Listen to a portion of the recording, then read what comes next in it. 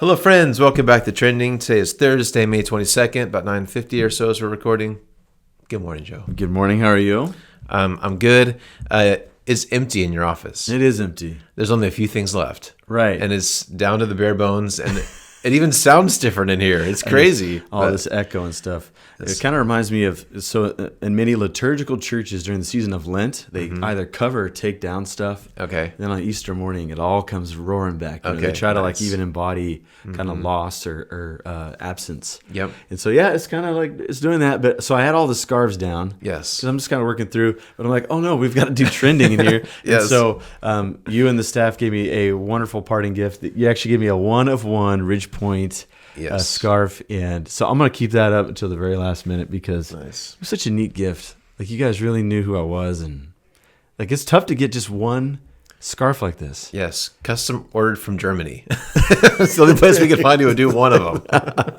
Well, good for the Germans that they would look out for us on this occasion. So I was telling Chloe and the gang, like, you guys ought to like really print some of these for like the merch. That'd be cool. I think people would take them. They're pretty sweet scarves. And then, like, there could be a part of the worship service, kind of like in a Premier League soccer game. Everybody like raises them up and sings a song. I don't know. Like, you could really live into that. It could be cool. It would be cool. But I feel like that's such a Joe thing. We can't do that after you leave. Well, I don't know. Or maybe that's your legacy. So I don't know. We'll see. We'll see. Some people start a missions program. Joe starts the soccer scarf program. Just toting scarves around. Oh, that's awesome, man. Okay, I've had a few people ask me. So today we're going to do kind of like this will probably be our last kind of normal show. Okay. So I've got a couple finale things I'm thinking for next week. So next week will be our final trending with Joe. This is kind of our last kind of normal one, and we'll kind of wrap things up next week. Yes. So. But I am dedicated to figuring out how you and I can continue to create, because, I mean, there are people of all sorts, all shapes and sizes and persuasions are going, man, you guys got to keep this thing going. So I'm going to take it off your plate because you got way too much going on here. I mean, you're going to be preaching more and stuff. Your life is only going to get busier. Yeah. So I think that I can create like not Peachtree, not Ridgepoint channel. Okay. That people can find. Yeah. Because I want to keep on creating with you. I think that we've got a good thing going here. Mm-hmm. So put that on my shoulders. I'll figure it out. And once it's live, like, we'll probably put 4 or 5 in the can so that we can kind of get a head start. Yeah. Because, I mean, doing stuff over distance, it's challenging, but as long as you got the habit down, I think it's something we can do. And so I'm gonna do that. Okay. And then, so everybody needs to stay tuned, Yes. This is going to be like some exile years. Like, trending will be in exile. But just like the people of Israel, it was only a short time and they were back. Yes. And don't call to come back. We'll be back in 40 years. Mark this day. Hopefully it's not 40 years, but, a day with the Lord is 1,000 years. There you go.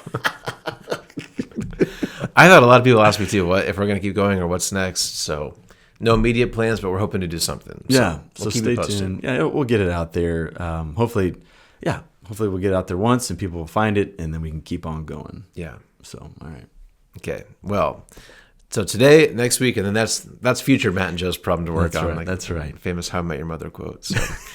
Okay. So today, last kind of normal episode. Okay. I found something kind of lighthearted, kind of funny that's actually trending today. Okay. I thought there's a good lesson behind it. So. Yeah. Our friends at HBO Max, Warner Brother owns HBO Max and Discovery. Okay.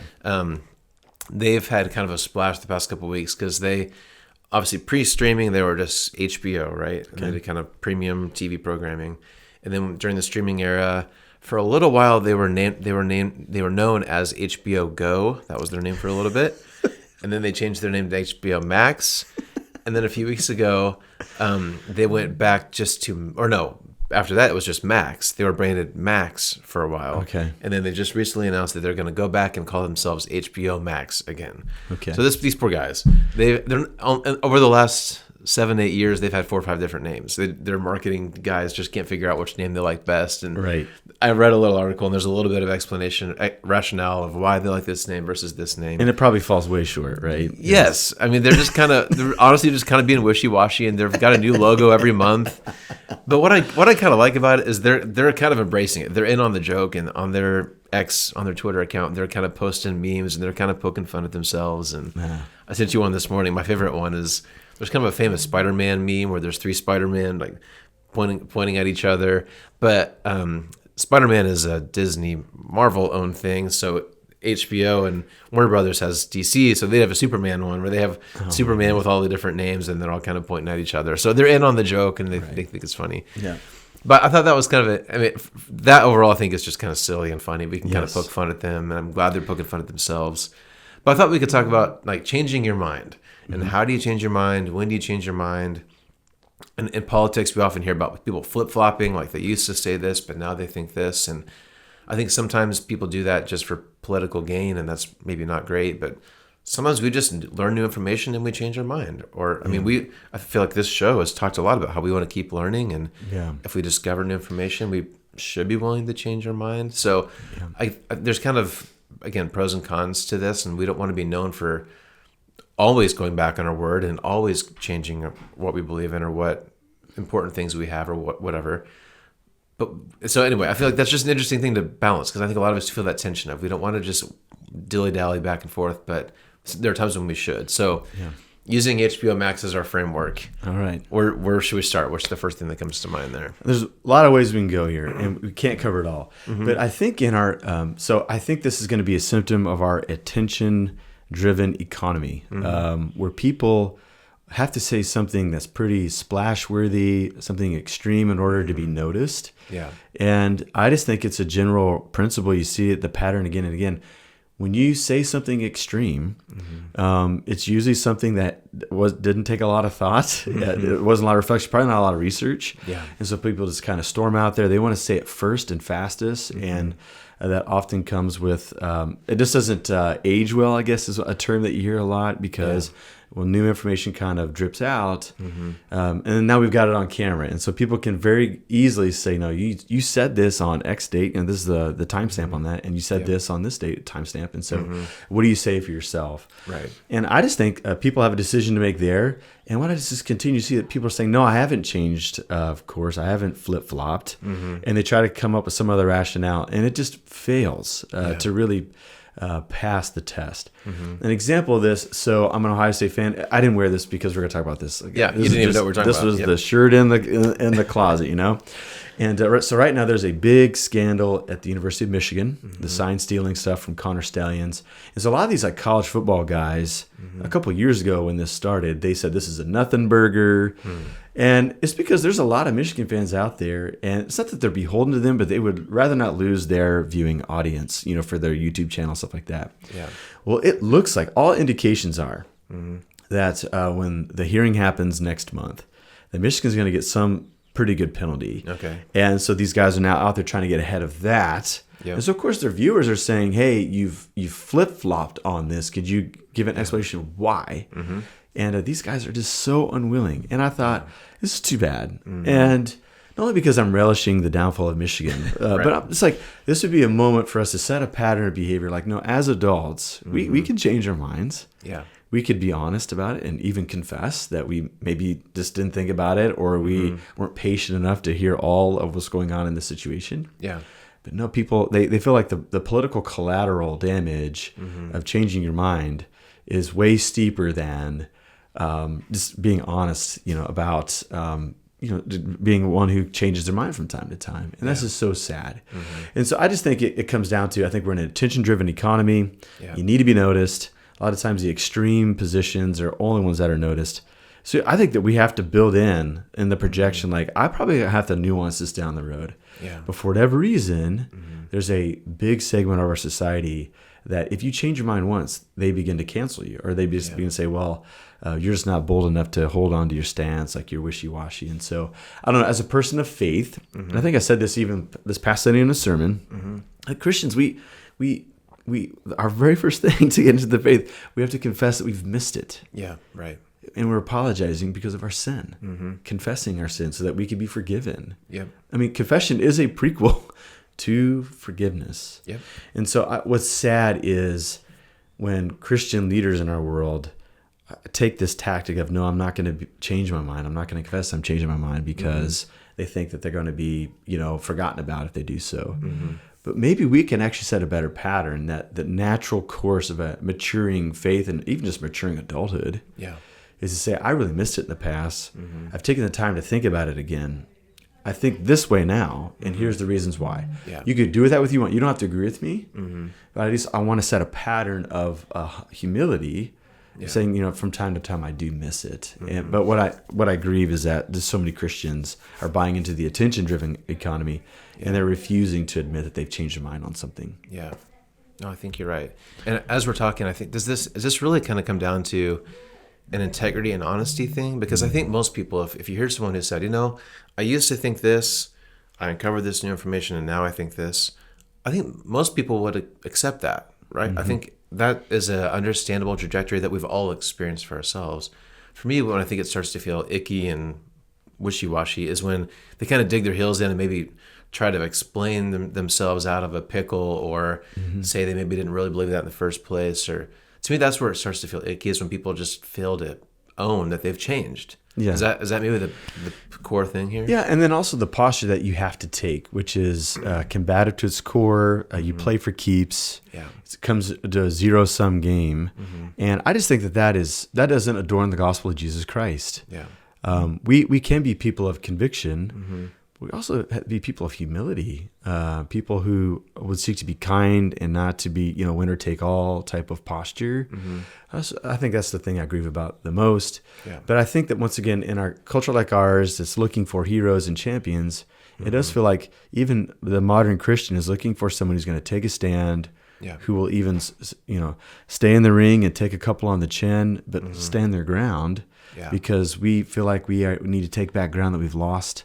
I was listening to a short lecture on eschatology lately, the study of the end times. And this person rightly said that many modern American Christians feel like the world is lost to someone besides God, to Satan and his power. And therefore, we've got to be people who, like as warriors, rush to the middle and try to win it back. I'm sorry, but that is not uniquely Christian idea. We kind of live into a tension of, yes, like God is still the Lord of creation. Even though, as the old hymn says, the wrong seems off so strong, God is the ruler yet, right? And so we live into a tension here. And so I think if we actually believe that God still rules this world, and still Lord of creation, we wouldn't take these combative postures. Yeah. And we wouldn't platform people who are eager to throw rhetorical bombs and to be these cultural warrior types. We would actually be looking for the people who are more into the nuance, more into the critical thinking, and less into the attention-driven economy and all of its pleasures that it gives and all of its rewards that people seek from it. Yeah, we actually would find the most calm people in the room. This is where I felt like Tim Keller did it well. Tim Keller was a man of conviction. He had orthodox theology. Yeah. But the way he went about it was so praiseworthy that even Google had him out, filled their presentation full of skeptics, even atheists, people who were well-informed atheists. Yeah. And he still packed that room because he did it in such a winsome way. Yeah. It wasn't off-putting, and people actually gave him a hearing of his perspective that he had, because he just assumed that it's not a culture war thing. Yeah. But let's just bear witness and let's warn people of the idols in the land, because they are stealing from our lives, and there's a way out. And it's Jesus, always been Jesus. And he very calmly, compassionately gave a way out for people if they would seek to give him a hearing. And I thought that the way that he went about it was just so compelling. I agree. He was one of a kind and will be dearly missed. He was a great scholar, Christian leader. Yeah. So one thing I want to toss at you, again, this could be a 4-hour-long conversation, what I'm about to toss. Yeah. So we'll try to keep this kind of concise. But I feel like since you're one of our last ones, we have to throw a big theological pickle at you. Okay. All right. Because when I think of, if we try to take this conversation and look at it through a Bible lens, there are several Bible characters who do this. They go one way, something happens, and they change their mind. There's several we could point out. I mean, I guess Paul's probably one of the biggest ones. Yeah, sure. But like you said, before you come into Christ, you have to kind of do a 180 and some. But I think one of the most interesting cases of this is God himself. There are a few times when it says that God changed his mind. Yeah. And I think it's probably only when people pray. You can correct me if I'm wrong, but there's a couple times when people pray, and God says, I was going to do this, but since you prayed, I'm not going to do this. Right. And this is kind of an HBO Max situation, right? Where he was going this way, and mere humans Yes. changed the mind of God. Yes. Can you, first of all, remind us a couple of times when that happens in Scripture? Sure. How have you kind of wrestled with that over the years? It seems to be a dominant theme in the writing prophets. So you'll see this refrain in like Isaiah and Jeremiah, and it comes as like it comes as an invitation. Like, if you do these things, I'll relent and I'll change my mind. But there are times where and I think it's a way for the biblical writers to allow their communities to relate to this God. But even in Genesis, God regrets that he creates human beings and he floods the earth, right? He regrets that he appoints Saul as the first king of Israel. I mean, the regret language is real there. Yeah. And those who put God's sovereignty and foreknowledge as like the cornerstone of the faith, like they've got a lot to deal with there. And you can't explain that away. It's one of the creaturely aspects of the Scripture if you're willing to admit that it's there. Even like you can go to a place like Genesis 22 when Abraham's offering Isaac on the altar, and he's got the knife back, and God stops him and says, "Now I know." Right, and so God's even on a pursuit of I don't know if it's learning is the language, but God is waiting to see what happens. And so that's language that will be confusing and even frustrating for people who try to map on maybe Greco-Roman ideas about God onto the God of the Bible. The God of the Bible is way more interesting than the God of Plato and Aristotle and so on and so forth. And so, I just think it just shows that even though God's in charge, even though this is still God's world, nothing is a, quote, big surprise to God, I would say. This does sketch a God who is interacting with creation in a very peculiar way, almost like a father to the children that they're raising. And so I think that is the thing that we see there. And there's actually a branch of theology called open relational theology, and even more extreme versions is process theology, where God is being created as human beings are being created. So I think that's something outside of Christian orthodoxy, but plenty of Christians still use it as a tool of how do we relate to this God who does change his mind, who seems to be open to figuring out what's going to happen next. And so there's a branch of theology. It came from like Alfred Whitehead and Whitehead theology. Process theology. But I think that we have to go to a place like Philippians chapter 2, where Jesus did not, where Jesus chose to take on the form of a human and to suffer, right? And not to use the advantages of being God in the story of redemption. And we have to say, okay, there's something unique about this God that we weren't quite ready for, that this God wants to interact with us. And to the point where Jesus takes on the form of a human, taking the form of a servant, even dying on a sinner's cross for the sake of humanity. And so, yes, I think that's part of the equation for Christian, is that God is dynamically involved is not removed, but it's the God among us. This is the great theological tension of the God who is transcendent, but also the God who's immanent in choosing to lower himself to be with us. And so maybe that is part of one of the unique features of Christianity, is that we have a God who looks altogether different than maybe some of the other religious frameworks out there. So yes, God is dynamically interacting with us. So he's inviting us to change. But he's not doing so from like a very cranky Principal Strickland posture. But this is God who's going on a journey too. Walt Brueggemann, who is I think our greatest living Old Testament scholar, he looks at the first 11 chapters of Genesis, and he says we see God. This is vivid language, and by no means does anybody have to agree with Walt Brueggemann just because he's a towering scholar. But I think in a kind of a compelling way, maybe in a hyperbolic way, he says we see a God in recovery, almost in Genesis 1 through 11. He takes one step forward, one step back. Like he's trying to work out how exactly is the best way, the most faithful way to deal with these creatures I've created, this creation that I've now launched. How's the best way to deal with this? And so we do see a God who, creates Adam, but then Adam doesn't have a companion. So he's got to find a companion for him. And then he's got Cain and Abel, and he needs to punish Cain for fratricide in Genesis 4. But Cain's worried about wandering out there and being exposed, and so God creates provision for him. It's like, so we have to see this God kind of dynamically involved with an ever-changing creation. And so I think it's a great invitation for us to walk with God, who wants to walk with us in all the twists and turns of our own life, and also in the midst of our communities and the nations of the earth. God is trying to work out, how can I bring this thing to the good end that I promised that I would do? And so I think he interacts with our choices and decisions as well. Yeah. Okay. Well, that's good. So it starts to wrap up some application for us. Yes. No, that's super good, super helpful. So if we're made in the image of this God, right, and we're going to be people who change our mind occasionally, but we don't want to do so flippantly, right? Yes. Do you have any kind of closing thoughts? If someone's kind of, if it's maybe it's a big theological thing or a relational thing or something silly like changing your name. Yes. If someone's kind of wrestling with either going back on what they've said before or coming across new information, what advice do you have to kind of leave us with? Yeah. So there was a great big term that was being tossed around. I think it may have been Westphal was one of the first ones. Muriel Westphal is a philosopher of religion. They called it epistemic humility. Okay. Epistemology is how I know anything, right? It's one of the most boring lectures that you and I probably had to endure in undergrad gen eds.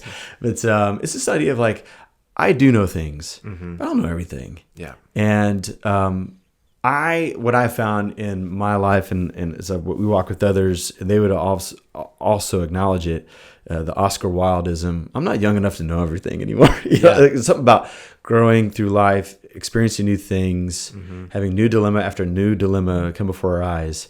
Yeah. It does challenge what we feel like we knew, comprehensively, and we just come up again and again, saying, "I feel like I knew more than I do know now," and so I think the natural course of life is being more open. Yeah.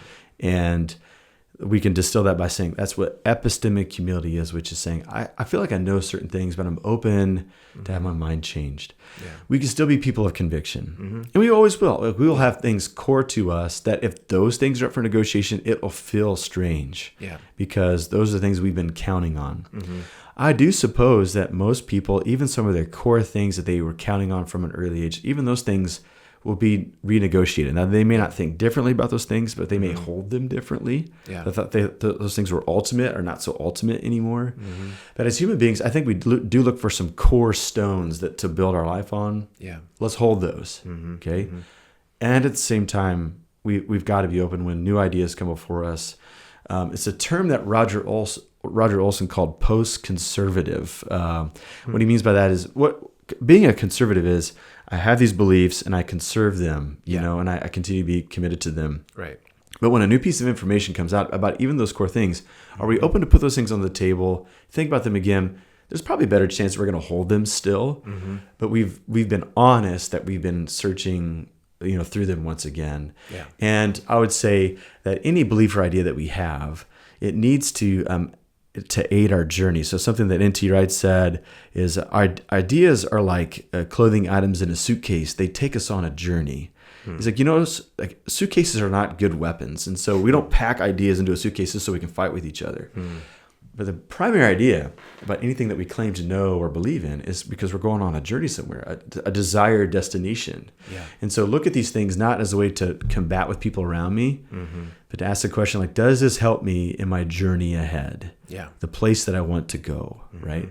And we declutter our ideas from time to time. And I think sometimes it's okay for us to say, this served me in my teenage years, it doesn't serve me now. Yeah. I honor it for the era of time that I had it, but I can take it to the goodwill of life and leave it there and continue on my journey with less luggage to carry. And I think that's probably healthy. Yeah. I think one of the great examples of this is in Acts chapter 10 and 11, where Peter has this great open vision about unclean animals before him, right? And he's still trying to figure out what it is, because it's a vision that occurs many times, because I think God knew it was going to be a hard idea for him to grapple with. Yep. But at the same time, Cornelius in a different town has been told, you need to go fetch this guy Peter and bring him to your house. And so as this is all going on, the Spirit of God falls upon a group of Gentiles. It hadn't happened yet in the trajectory of the book of Acts. It's been Jews, Samaritans. Gentiles are everyone else. Yeah. And when Peter recognizes that the same Spirit manifestation happened to the Gentiles as them earlier in the story, he couldn't help but think that God is doing something that he wasn't quite expecting. Yeah. And Peter uses a timestamp language. Now I know that God shows no favoritism. Right? So he acknowledged, even as the pillar of the early church, that he had a kind of a myopic vision of the kingdom. Yeah. And through a wild events of kind of extraordinary vision, logically thinking it through, the testimony of others, and probably re-examining the scriptures that he knew very well. Yep. No, this thing was in the plan all along. And so he had to say, now I know. Yeah. Didn't know it before. Right. But I've changed my mind. And I think that is simply an example of what I think a naturally maturing faith looks like. Yeah. Is to acknowledge things like, I've changed my mind now because I've got some new data in front of me. Mm-hmm. I don't think that we are demonstrably different, by the end. Now, there was only some of us who are going to change, rework about everything that we used to know. Yeah. I think most people will carry more or less the same stuff, but maybe the way that they hold it and the way that it used to maybe separate them from people who didn't agree with them, it didn't have to anymore. Yeah. Like I can still hold different ideas than them, but what does love require? I have a chance to love them even in the midst of our differences. Yep. I think that's the moral medicine that we need today more than ever. Is can I even stand in fellowship with people that may not agree with them? Because I hold beliefs differently than I used to. They're not boundary markers now. Yeah. They aid my life and my journey, but they don't have to prevent me from being deep, profound friends with people who are at odds with me, maybe in our ideas. So. Yeah, man, that's really good. And again, I think it's kind of fitting this as our last kind of normal trending, because we always come back to stay open and stay curious and stay, like, those are kind of the things we keep talking about, right? And that's to be the kind. kind of people that we want to be. And right? to be kind and winsome, right? Right? What better way to represent Jesus in a very ideologically diverse world than to be the most kind and loving people that anyone ever interacts with? Right. It's only then that people are going to say, hey, tell me, how are you doing this? Right. Because no one else is doing this. Yes. And I think that will be the appropriate time to give a reason for the hope that we have. And we do it in Jesus' way, which is, I think, very patiently, very kindly, obviously with conviction. We don't have to be wishy-washy on a conviction, but we can allow it to show that my convictions are actually aiding my kindness. Yeah. And I think that would be the most compelling posture in a world like ours. Agreed. Love is patient, love is kind, and they'll know that we're followers of Jesus because of our love, right? That's what right, man. it all comes down to. Yeah. So. And one more quick thing. I think it's interesting that Peter said, now I know. And God said, now I know. In Genesis and in the Philippians, wherever he said, Acts. Yeah, Acts chapter 11. They both use that phrase, now I know. It's Yeah. interesting. We can change what we know when we come across new information. So along the way too old, and I may have mentioned this on Trinity before, we may have talked about it, but Augustine published a book later in life on his retractions, the things that he changed his mind. Yes. And I've got a little document in my own little Google Drive where I've got a few things, not many, but a few things. I just think it's healthy. Yeah, I agree. And I'm not going around saying the person who taught me this, I despise you. And no, it's just somebody saying, I've had an opportunity to think through this. Because I think that's how religious formation happens. We tend to embrace things because somebody who we care about told us this is important. Yeah. Way before we've been able to examine on our own. Yep. And now that we can examine on our own, we can hold it, or we can rework it, or we can declutter our life from it. Yeah. But we don't have to turn around and dunk on that person unless it's been used to marginalize and harm people and bring abuse toward people. That's when we have to challenge it. But when it's just people grappling with these big questions that many people have been dealing with for centuries, I think we give ourselves some grace and say, I've had some space to rethink this. And I don't hold it exactly like I used to anymore. And here's why. Now, we don't have to go on a crusade and make sure everybody else agrees with us. Right. But I think that we should have an avenue to say, no, I've changed my mind and it's okay. I've repacked the bags and I'm going to keep going on my journey with God. Yeah. So. And do it with a silly Superman meme, right? I like what HBO did. Way to go. I love it. Bring it back full circle. Yes. I think they did that well. What a great example. Okay. Wrap it up there. This was a long one, man. This was a longer one. Yes. A burden good. on the trending audience. I'm so sorry. No, man. A lot of people don't want this to end, so I'm going to let you talk as long as you want to talk. So keep going. No, I'm not going to. We're going to hang up the phone for today. Okay. Yeah, all right. Yeah. Okay. Well, thanks to all of you faithful friends who continue to watch and listen to us. We're so grateful for you. Yes. Join us next week for one more. One more. Who knows what it's going to be? Who knows? We'll see. Okay. Have a good weekend, everybody. See ya. See you next time.